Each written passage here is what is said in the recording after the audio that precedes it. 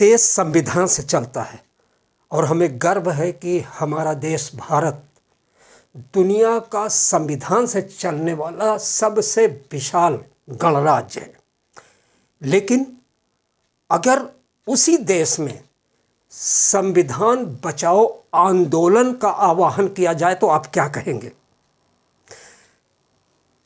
Secular Bharat news देखने वाले अपने तमाम दोस्तों और दर्शकों को सुल्तान भारती की तरफ से आदाब, नमस्कार, सत श्री अकाल। कल राजधानी दिल्ली के कॉन्स्टिट्यूएंसी क्लब में देश के तमाम राज्यों से आए हुए और करीब हर संप्रदाय के धार्मिक, सामाजिक और राजनीतिक नेताओं ने, राजनीतिक नेता तो नहीं थे, धार्मिक सामाजिक ही नेता थे, वहाँ पर इकट्ठा हुए। ये वो लोग थे जो अपने संप्रदाय में खासी इज्जत रखते हैं, दखल रखते हैं, और उन लोगों ने देश भर में संविधान बचाओ आंदोलन शुरू करने का आह्वान किया। जल्द ही ये लोग पब्लिक के बीच जाएंगे, अपनी बातें रखेंगे और देश में बिगड़ते हुए हालात से लोगों को आगाह करके और इस संविधान बचाओ आंदोलन से लोगों को जोड़ने की कोशिश करेंगे। देखिए एक रिपोर्ट। वादे के साथ यहाँ हाजिर आया था कि सिर्फ सुनना है, बोलना नहीं है, और सदर साहब ने मुझे इजाजत दी थी कि आपको बोलने के लिए नहीं कहा जाएगा।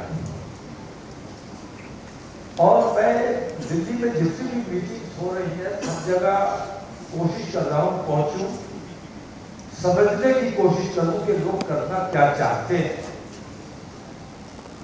अभी तक जितनी मीटिंग्स मैंने अटेंड की हैं, बड़े अफसोस के साथ ये एतराफ करता हूं कि नाउम्मीदी ही हाथ लगी है। आज की मीटिंग में मैं ये महसूस करता हूं कि उम्मीद की एक किरण नजर आ रही है। एनसीपीआई के बारे में मैं सुनता रहा हूं, देखता रहा हूं, इनके कामों की भी जानकारी मिलती रही है, लेकिन अब जिस लाइन पर इन्होंने काम शुरू किया है, मुझे लगता है कि वक्त का तकाजा इन्होंने महसूस कर लिया है। किस राह पर चलना चाहिए, किस तरीके पर चलना चाहिए, उस रास्ते को इन्होंने अख्तियार किया है। सुधीर कुलकर्णी जी यहाँ तशरीफ रखते हैं और मैं बहुत देर से बेचैन था कि भाई इनका यहाँ क्या काम है, मेरी समझ में नहीं आ रहा है, माफ कीजिएगा। आपको याद होगा एक जमाने में फिर भी तोड़िया त्रिशूल बांटा करते थे जगह जगह। अटल बिहारी वाजपेयी की सरकार हुआ करती थी, हम उनके पास गए, दरख्वास्त की कि ये त्रिशूल, कुलकर्णी जी ने हमें टाइम दिलवाया था, मुलाकात करवाई थी, तो मैं ये समझ रहा था कि ये तो भारतीय जनता पार्टी के आदमी हैं, हमारे बीच इनका क्या काम है। लेकिन इनकी गुफ्तगू सुन के मैंने ये महसूस किया कि ये भारतीय जनता पार्टी के आदमी नहीं है, बल्कि अपने देश से मोहब्बत करने वाले आदमी। तो ऐसे लोगों की हमें जरूरत है, ऐसे हिंदुओं की हमें जरूरत है। और मैं ये मानता हूं कि हिंदुस्तान में 80% से ज्यादा हिंदू एकता और भाईचारे में यकीन रखता है, लेकिन हमारी मुश्किल ये है कि ये जितने चैनल हैं ये उनकी आवाज को दबाते हैं और जो फिरकापरस्ती की आवाज है उस आवाज को बुलंद करने का काम करते हैं। हुकूमत उनकी पुष्पनाही करती है जो फिरकापरस्ती करते हैं। हमारे पास, मैं तो चाहता था कि कुछ ना कहूं, आप लोग जो कर रहे हैं उसमें जहां मेरी जो जरूरत हो मैं इंशाअल्लाह हाजिर हूं, लेकिन फिर वक्त मुझे ये महसूस होता है कि मुल्क के हालात को कंट्रोल करने के लिए ये जरूरी है कि आज मुझे पकड़ लिया जाए, कल आपके यहाँ ईडी का छापा पड़ जाए, परसों आपके यहाँ सीबीआई का छापा पड़ जाए।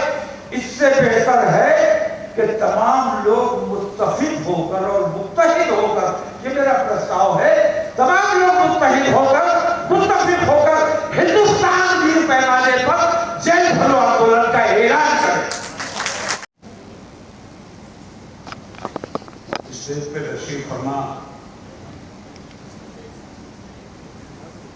रहनुमायान उनको मिलत, दिल्ली की सरजमीन पर तशरीफ रखने वाले और दीगर इलाकाजात से हिंदुस्तान के यहाँ तकलीफ उठाकर आने वाले बुजुर्गों, हम उम्र साथियों, नौजवान दोस्तों, तकद्दुस माँ और बहनों, अल्हम्दुलिल्लाह रब्बिल आलमीन, आज के इस इजलास में जो संविधान सुरक्षा आंदोलन के नाम से मौसूम है, आपने हमारे फाजिल मुकर्ररीन की तकरीरें भी सुनी हैं और तहरीकों से भी वास्ता पड़ा है। मैं तकरीर करने के लिए नहीं खड़ा हुआ हूँ। सदर का काम यूँ भी होता है कि वो मजलिस के खात्मे का ऐलान करके वाखिर दावाना अल्हम्दुलिल्लाह रब्बिल आलमीन पढ़ ले। मैं अर्ज ये करना चाहता हूँ कि 2018 में हम चंद दीवानों ने एक ख्वाब देखा, मुल्क के दस्तूर की हिफाजत का, जिसमें मुल्क के दस्तूर को बर्बरियत के साथ तबाह किया जा रहा है। आपकी इजाज़त से मैं सबसे पहले अपने उन ख्यालात को, ताकि वक्त ज़्यादा न लगे, पढ़ करके आपको सुना देता हूँ और उसके बाद अगले प्रोग्राम का ऐलान करूँगा। आईने हिंद हिंदुस्तान की रूह है, जैसा हमारे भाई सुधीर कुलकर्णी साहब ने फरमाया।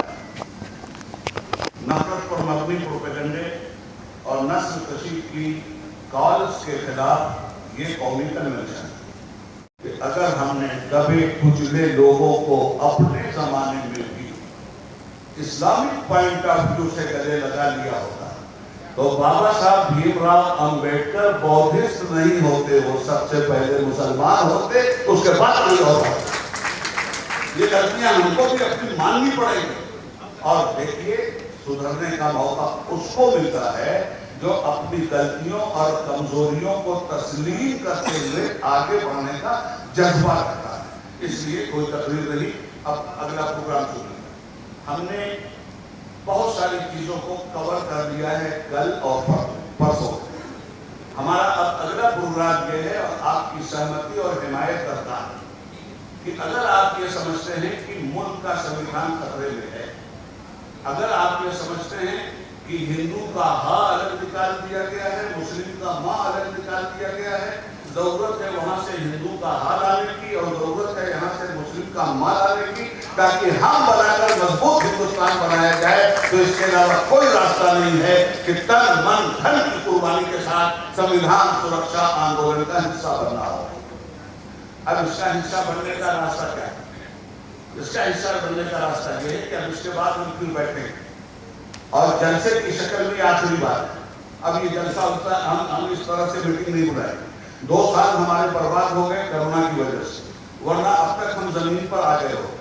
हम तहरीक को जमीन पर उतारने में यकीन रखते हैं, लेक्चर में नहीं, पिक्चर में यकीन रखते हैं। तो तहरीक को कैसे जमीन पर उतारेंगे, हम लोगों ने यह तय किया है कि अब ये जितने लोग हमारे जिम्मेदार बुजुर्ग आए हुए, ये हमारे रहनुमा हैं, इनके पीछे लाखों लाख लोग हैं, ये संगठनों के लोग, ये सिर्फ मुसलमानों की और दलित भाइयों की और जिम्मेदारी नहीं, ये सबकी जिम्मेदारी।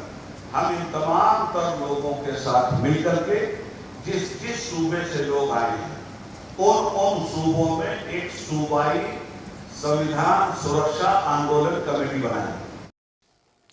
इस तरह की मीटिंगों में अक्सर देखा यह जाता है कि आने वाले आमंत्रित वक्ता पूरी कोशिश से, बड़ी संजीदगी से, बहुत अच्छे अल्फाजों के साथ सिर्फ समस्या को परिभाषित करने में वक्त लगा देते हैं। क्या दिक्कतें हैं, कितनी भयानक दिक्कत है, कितनी खौफनाक है और इसका जनमानस पर क्या असर पड़ता है, इस बारे में भूतकाल, प्रेजेंट और फ्यूचर, तीनों पर रोशनी डाल देते हैं। लेकिन प्रश्न तो समस्या के समाधान का है, तो समाधान या तो उनके समझ में नहीं आता और या उस पर बोलते हुए कतराते हैं, इसलिए ऐसी चीज़ों पर रोशनियां डाल देते हैं जहां से ज़्यादा तालियां बटोरी जा सकें। लेकिन इस मीटिंग में फिलहाल लोग विवादित मुद्दों पर बोलने से बचते रहे। समस्या पर रोशनी डालने में तो पूरी ऊर्जा लगाई, लेकिन समस्या के समाधान पर बहुत कम शब्द खर्च किए गए। इसके बारे में डॉक्टर तौकीर रज़ा और उबैदुल्ला खान आज़मी ने थोड़ी सी हिम्मत दिखाई और थोड़ा आगे आए। लेकिन ये कहा जाए कि उन्होंने पूरी तरह से समस्या का समाधान निकाल दिया है, ऐसा नहीं है। कुल मिला के समाधान अभी भविष्य के गर्त में है। कहा यह गया कि हम संविधान बचाओ आंदोलन से संबंधित मुद्दों पर काम कर रहे हैं, करेंगे, और इन चीज़ों पर जिला वाइज, तहसील वाइज और प्रदेश वाइज स्तर पर कमेटियां बनाएंगे, लोगों को जागरूक करेंगे। और ये ज़रूरी है कि जब तक आप जनता को और सर्व वर्ग की जनता को लेकर साथ नहीं चलेंगे, कामयाबी हमसे थोड़ा और आगे चलती है। लेकिन एक चीज़ तय है कि जब हमारी नीयत, हमारा नेतृत्व सही होता है तो कामयाबी तो मिलती है। एक चीज़ और कहना चाहूँगा कि जिस तरह इस तरह के मुद्दों पर लोग 4 घंटे तक बैठे रहते हैं, सुनते हैं, समझते हैं, कहीं ना कहीं उनका रुझान होता है कि इसका हल निकले। लेकिन हल की दिशा में राष्ट्रीय स्तर पर जो प्रयास विपक्ष की सारी पार्टियां कर रही हैं, कहीं ना कहीं SDPI का प्रयास उन सब से आगे चल रहा है।